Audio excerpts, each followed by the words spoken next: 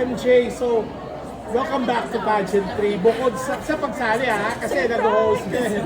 So, Pera lang pala yung makakapagpabalik sa Grabe siya. Alam niyo na sa ekonomiya natin ngayon. Inflation is real. So eto nagbabalik ang kumare niyo. As matured and as ready as ever. Paano ko mapapadalunan ng 25 million? Anong strategy na gagawin mo? Napakahirap, no? Kasi syempre lahat ng mga kumare ko nandito. Umpisahan na natin kay MMD, Ara Arida, Anisa, talagang mga pageant favorites ito. At hindi lang yan, di ba? Napatunayan na talaga nila on the international stage na kung ano talaga yung capacity nila. So, I really believe na when I won at Binibining Pilipinas the third time, that was when I really let go, mas nag-relax ako, in-enjoy ko yung moment. Talagang ninamnam ko lahat. So I think it's going to be the same strategy that I'm going to be using here. So, ganda-gandahan na. May redemption arc ba kang nararamdaman? Wala na kailangan ng redemption. Hindi, wala naman tayong panalunan sa international, di ba?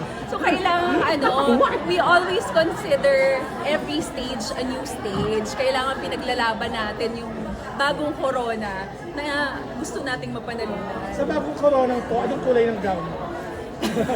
National costume, ang excited ako, ma'am. National costume. Alam nyo, feeling ko pink talaga, swear.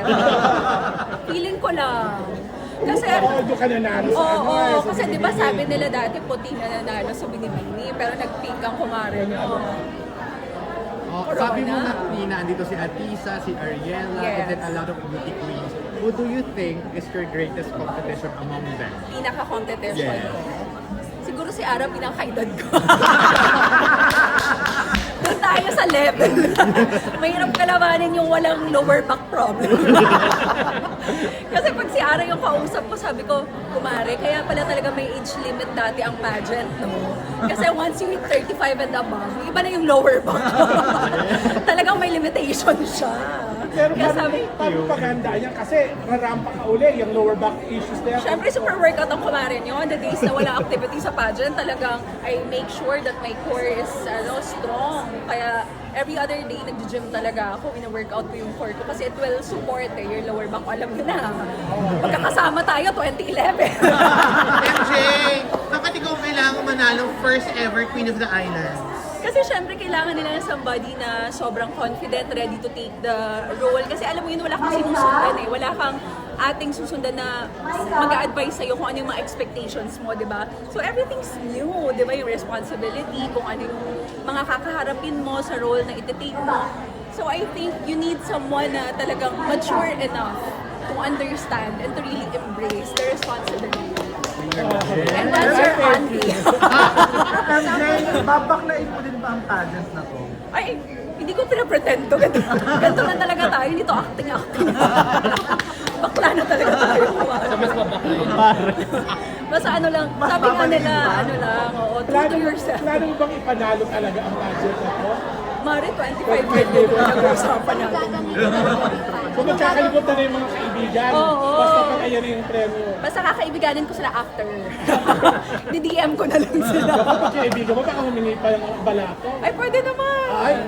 Oo, alam nyo naman yung iba, di nag-share tayo, nag-share tayo. Wow! Sino yung hindi nagsishare? No, ano plano mo gawin sa 25 million? Siyempre, ang pangarap ko talaga magkabahay. So, kailangan pursue ko na talaga yan this year. Alam nyo, pag nagtatrentahin na talaga kayo, iba rin yung mga priorities in life, mga life insurance, mga health insurance. Iba na yung mga goals ko sa buhay. Maaaring hindi na shopping, gano'n. Mga kitchenware. MJ, sample introduction naman yan. Ano? Sample! O, sige.